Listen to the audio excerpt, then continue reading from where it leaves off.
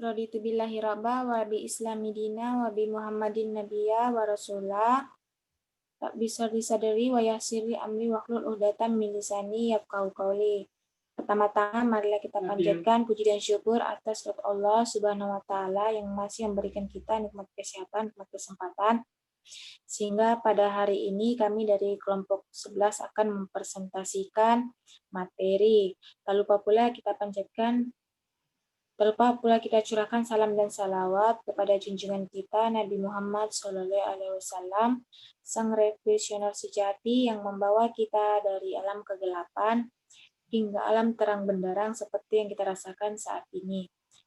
Adapun kami dari kelompok 11 yang akan mempresentasikan materi dengan judul Akuntansi Pajak Penghasilan PSAK 46.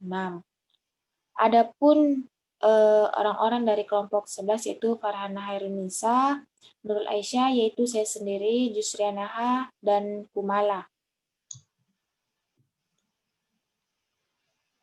Adapun materi pertama saya sendiri yang akan bacakan yaitu pajak penghasilan bagi perusahaan merupakan jumlah yang harus dibayarkan kepada negara yang timbul karena diberlakukannya peraturan perundang-undangan perpajakan.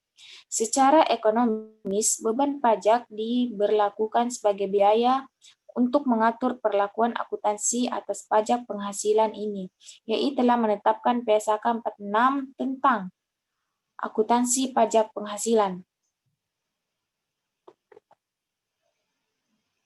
PSAK 46 adalah pernyataan standar akuntansi keuangan nomor 46 yang resmi dikeluarkan oleh Ikatan Akuntan Indonesia atau IAI. PSAK ini mengatur cara perusahaan melaporkan pajak penghasilan atau PPh dalam laporan keuangannya, baik dalam laporan posisi keuangan maupun dalam laporan laba rugi dan penghasilan komprehensif lainnya.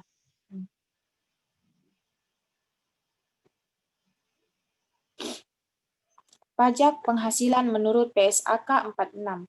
Pajak yang dihitung berdasarkan peraturan perpajakan dan pajak ini dikenakan atas penghasilan kena pajak perusahaan.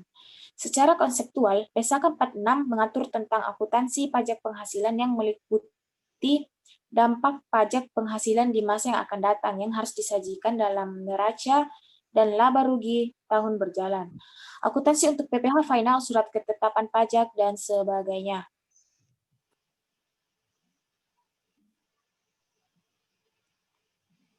Prinsip dasar akuntansi PPh berdasarkan PSAK 46.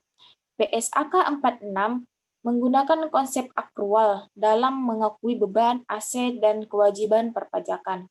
Akrual adalah cara dalam pembukuan yang menganggap biaya dan pendapatan bukan jumlah yang dibayarkan atau diterima saja.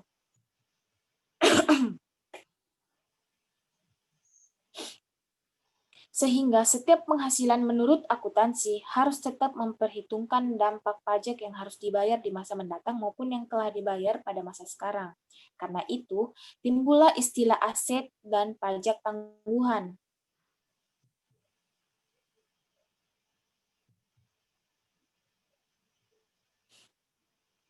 Dengan kata lain, prinsip dasar akuntansi pajak penghasilan yang diatur dalam PSAK 46 mengharuskan entitas mengakui pajak penghasilan yang kurang bayar dan pajak penghasilan yang lebih bayar dalam tahun berjalan.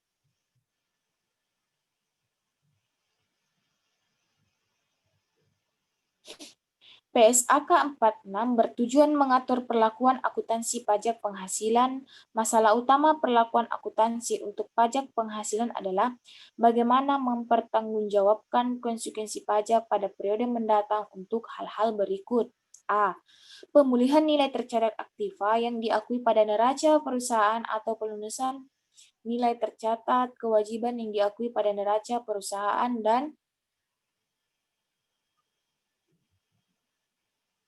B. Transaksi-transaksi atau kejadian-kejadian lain pada periode berjalan yang diakui pada laporan keuangan perusahaan. Pernyataan standar akuntansi keuangan ini mensyaratkan entitas untuk menyamakan cara menghitung konsekuensi pajak atas transaksi dan peristiwa lain dengan cara hitung transaksi dan peristiwa lain. Jadi, untuk transaksi dan peristiwa lain yang diakui dalam laba rugi, dampak pajak dari transaksi dan peristiwa tersebut juga diakui dalam laba rugi. Selanjutnya, segala dampak pajak yang timbul pada transaksi dan peristiwa lain yang diakui di luar laba rugi akan diakui di luar laba rugi juga. Baik, materi selanjutnya yaitu cakupan PSAK 46. PSAK 46 diterapkan pada akuntansi pajak penghasilan yang mencakup seluruh pajak dalam negeri dan luar negeri yang didasarkan pada laba kena pajak. Pajak penghasilan juga termasuk pajak-pajak seperti pemotongan pajak atas distribusi kepada entitas pelapor yang terutang oleh entitas anak, entitas asosiasi, dan pengaturan bersama. Dalam PSAK 46 dikenal istilah-istilah mengenai beban pajak penghasilan, laba akuntansi, laba kena pajak, pajak penghasilan final, pajak kini, dan perbedaan temporer.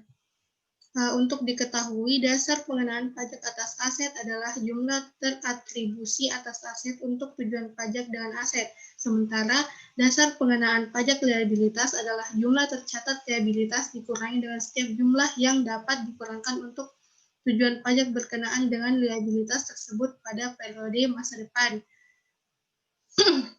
Contoh soal, pada tanggal 2 Januari 2014, perusahaan membeli sepeda motor dengan harga perolehan sebesar 12 juta.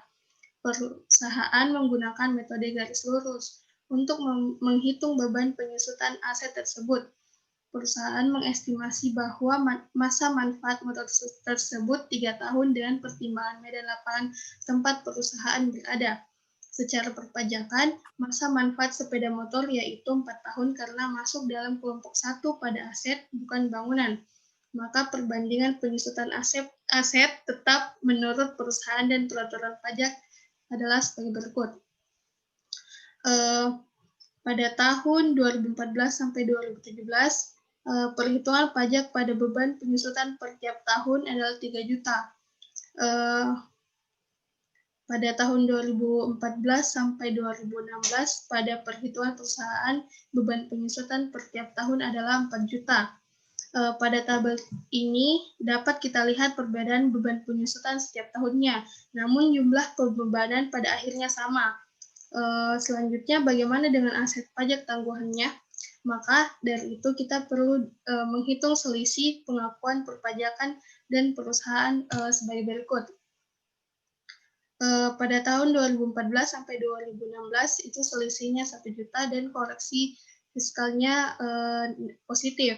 Sedangkan pada tahun 2017 selisihnya 3 juta dan koreksi fiskalnya negatif. Mungkin itu dari saya. Saya silakan ke moderator. Baik, itulah tadi pemaparan materi dari kelompok 11 mengenai PSAK 46. Mohon maaf untuk sebelumnya yang presentasi dari 4 orang hanya 2 orang karena yang lainnya sulitnya kurang akses jaringan untuk mengikuti Zoom. Kurang dan lebihnya saya mohon maaf. Assalamualaikum warahmatullahi wabarakatuh.